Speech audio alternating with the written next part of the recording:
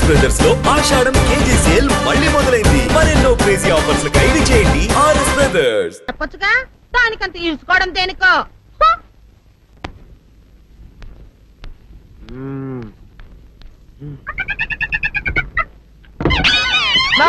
ఏంటి నన్ను గదిలేటి తాళేసావు? ఏం చేయమంటావు? నువ్వు ఇంట్లో నుంచి బయటకు వచ్చావు అనుకో, ఎవరో పరాయి పురుషుడు కనపడతాడు, వాడిని చూసి నువ్వు రెచ్చిపోయి లంగా మొహాన్ వేసుకుంటావు, అందుకే వేశా. సరే గాని ఊళ్ళో సంత జరుగుతుందంటగా, నన్ను తీసుకెళ్ళవా? ఏంటి సంతక? నిన్న ఇంట్లోనే నిన్ను నీ లంగాన్ని కాపాడలేకొస్తున్నానే. సంతలో కొన్ని వేల మంది పరాయి పురుషులు ఉంటారు, వాళ్ళందరినీ చూసి అన్ని వేల సార్లు నువ్వు లంగా తీసి మొహాన్ వేసుకున్నావు అనుకో, నా బతుకు సంత అయిపోద్ది. అంటే నన్ను ఇలా 4 గోళ్ల మధ్య బంధించాలడా? నేను ఊరుకోను. ఊరుకోపోతే ఏం చేస్తావే? చస్తావా? ఊరేసుకొని చావు. నేనెందుకు చెప్తాను? ఏరే మంచోడు చూసుకుని లేకపోతాను. అమ్మో, నీకు దండం పెడతానే, ఆ పని చేయకే. ఇప్పటికే అవమానంతో చచ్చిపోతున్నాను, ఆ పని చేసావంటే నేనే ఊరేసుకొని చేస్తాను. మరైతే నన్ను సంతకి తీసుకెళ్తావా? సంతకే గొప్ప చిక్క. అలాగే, గొప్ప ఐడియా వచ్చింది.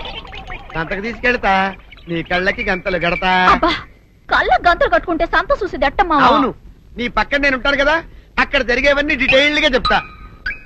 కను చూపు కరువైన వారికైనా కనిపించి కనువిందు కరిగించు రీతేట ఇట ఇటు నడపే.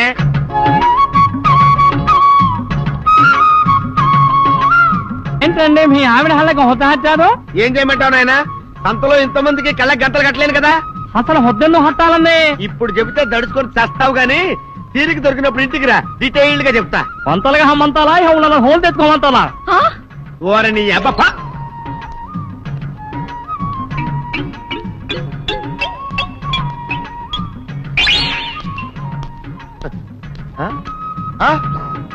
దొంగ దొంగ దొంగ, పట్టుకోండి పట్టుకోండి, దొంగ పట్టుకోండి పట్టుకోండి, వదిలిపెట్టండి. అయ్యో పరాయి పురుషులు. పట్టుకోండి పట్టుకోండి, దొంగ దొంగ విధవా. దొంగ దొంగ నన్ను పట్టుకోవడం కదా, అక్కడ చూడు సూపర్ సీన్. తిరిగితే పారిపోదాం అనుకుంటున్నావా? ఏం జరుగుతుంది అక్కడ?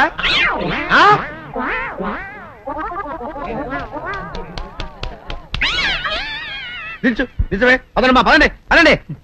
నీతో లాభం లేదే, నీకున్న లంగాలు చీరలని తగలబెట్టించేసి నీ చేత జీన్ ప్యాంట్ వేస్తే కానీ నాకు మనశ్శాంతి ఉండదు. అదా అదా అదా అదవే.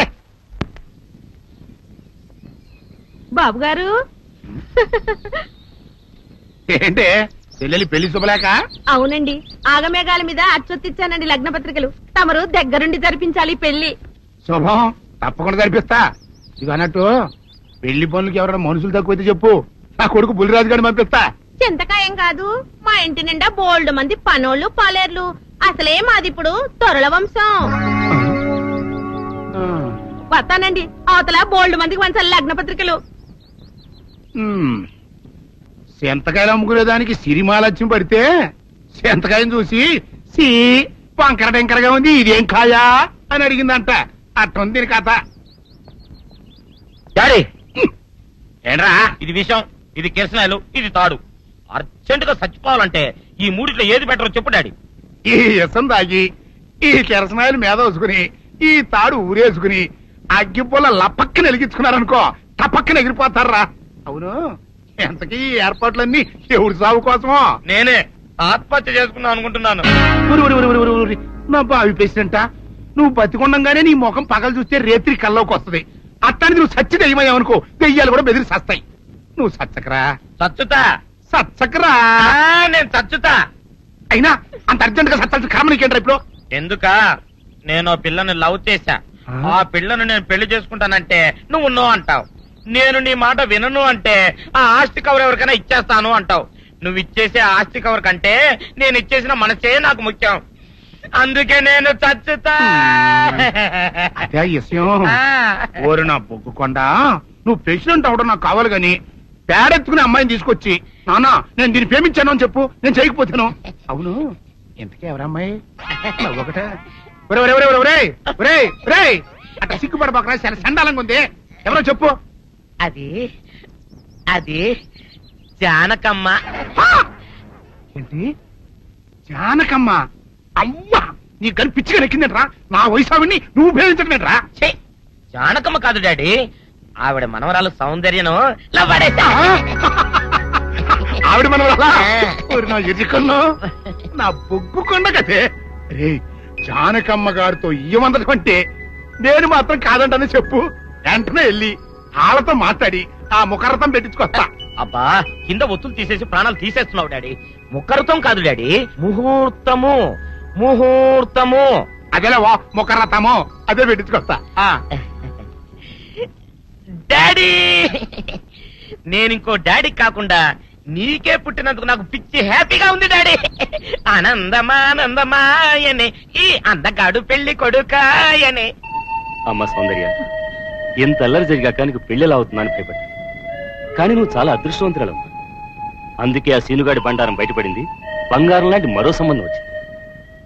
ఇంతకీ నిన్ను ఏరికోరి పెళ్లి చేసుకుంటానన్న వ్యక్తి ఎవరని అడగవే? అడగాల్సిన అవసరం లేదు నాన్న. మీరెవరిని పెళ్లి చేసుకోమన్నా చేసుకుంటాను. అది కాదమ్మా, అబ్బాయి నీకు బాగా తెలుసు. అయినా నీకు ఇష్టమో కాదో చెబితే. శవాలకు ఇష్టాలుండవు నాన్న.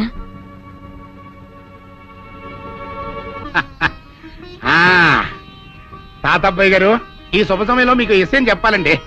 మా బుల్లిరాజు గారు పుట్టినప్పుడు నా గురించి డాడీ ఆ. చెప్పు చెప్పు చెప్పు. మా బుల్లిరాజు గారు పుట్టినప్పుడు మా ఆవిడికి పురుడు పోసిన మంత్రసాని ఈయన్ని చూసి పుట్టింది పంది పిల్లేమో అనుకుని "డా!" అని అడిచి ముడిచిపోయిందండి. డాడీ ఇప్పుడు అవన్నెందుకు? ఊరుకోవా, మన జీవితాల్లో గొప్ప ఈ చిత్రాలు జరిగినప్పుడు 10 మందికి చెప్పుకోవాలా. ఇప్పుడు మంత్రసాని మూర్చిపోయింది కదండి. ఇకపోతే మా ఆవిడ ఎట్టండి సేపుల్లే నా కొడుకుని కన్నానని బెంగపడి పురిటి స్థానం అవ్వకముందే చచ్చిపోయిందండి. డాడీ నేను నీ కడుపున పుట్టపట్ట కదా నాకు ఈ ఫేస్ వచ్చింది. నేను ఇంకొక నాన్నకు పుట్టిన అందంగా నన్ను పుట్టుండేవాడిని. ఇక చూడు, కాకి పిల్ల కాకి ముద్ర, నీ మొహం ఎప్పుడు నాకు ముద్దొత్తనే ఉంటుందిరా కన్నా. ఇకపోతే మా ఆవిడ చచ్చిపోయింది కదండి. ఈయన్ని ఎత్తుకోవడానికి వచ్చిన పని పిల్లలండి ఈయన చూసి దడుచుకుని పరుగో పారిపోయేవారండి. అసలు ఈడికి ఈ జన్మలో పెళ్ళవుద్దా అని నేను ఈ ఆడవని రోజు లేదనుకోండి. అట్లాంటిది మా బుల్లిరాజు గారికి మీ అమ్మాయితో పెళ్లి కుదరటం నిజంగా మా అదృష్టం కదండి. ఎంత మాట, మీలాంటి వారితో వీయమంతరం మా అదృష్టం. చాలవరకండి, అంత మాట్లాడతారు. పొంతులు గారు మొకరదం పెట్టేయండి. అయ్యా, ఈనాటికి సరిగ్గా 4వ రోజుకు ఓ మంచి దివ్యమైన ముహూర్తం ఉంది. అయితే అదే కాయ చేసేయండి. ఏం డాడీ? అట్లాగే ఏమనే, మా ఓడికి పెళ్లి ఖాయమైతే మా నూరు దేవాలయంలో దేవుడికి అభిషేకం చేయిస్తానని మొక్కుకున్నానంటే ఆ అభిషేకం ఇలా జరిపిస్తున్నాను. మీరందరూ పెళ్లి కూతురు తీసుకుని తప్పకుండా రావాలి. అమ్మో జానకమ్మ, నువ్వు కూడా తప్పకుండా రావాలి. ఎంత మాట, తప్పకుండా వస్తాను. అట్లాగేనమ్మా, వస్తామండి. వస్తానండి. మంచిదండి. మామ తాంబూలాలు కూడా పుచ్చుకున్నారు. ఏమిటా అనేది? నేను ఆ రోజే చెప్పాను, ఇదంతా బుల్లిరాజు బని కుట్ర అని. అంటే అంటే బుల్లిరాజుని పెళ్లి చేసుకుని సౌందర్యం ఒప్పుకుందా? ఒప్పుకుందో, ఒప్పించారు. 4 రోజులు పెళ్లి జరిగిపోతుంది.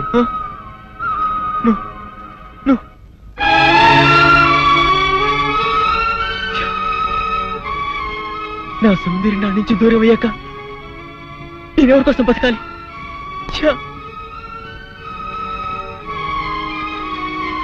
సౌందర్యం నీకు దక్కాలంటే నువ్వు వెంటనే అమ్మాయి మళ్ళీ తాళి కట్టాలి.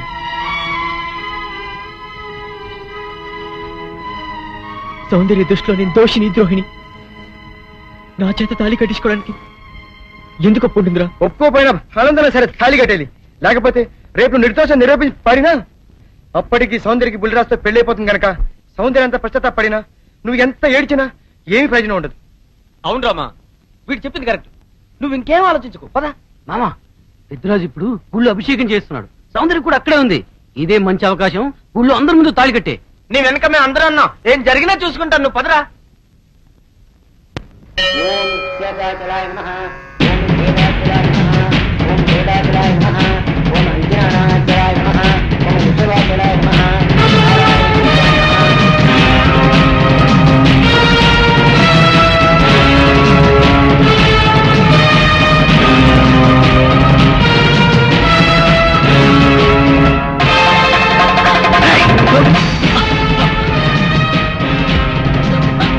ఎంత ధైర్యంగా నీకు?